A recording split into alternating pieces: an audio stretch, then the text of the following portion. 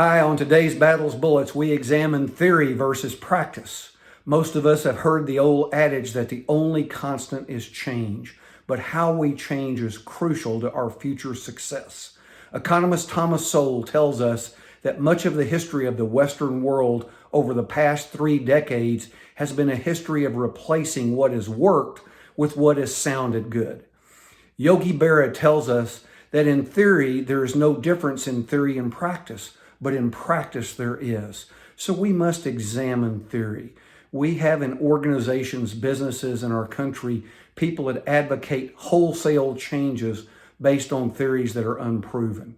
So let's examine theory versus the real world. Theory is like a college case study. It's two-dimensional. The real world is three-dimensional. In a college case study or theory, the market is static. In the real world, the market is always moving and shifting as we progress through the decision process. In theory, we have all information available for our decision. In the real world, we never have all the information that we would like to make a decision. And most importantly, in theory, there are no consequences to failure. In the real world, there are consequences to people, their lives, their finances. There are consequences every day to every decision that's made. In theory, we have Monday morning quarterbacks and destroyers who want us to make changes based on unproven theory that has not been validated. People in the real world that make decisions, leaders, live with the consequences of their decisions.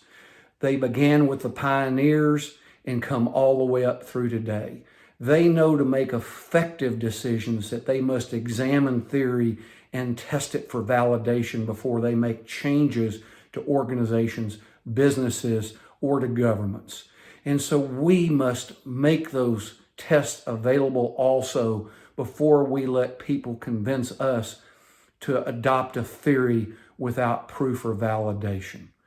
Whatever you do, aim high, work hard, and never quit.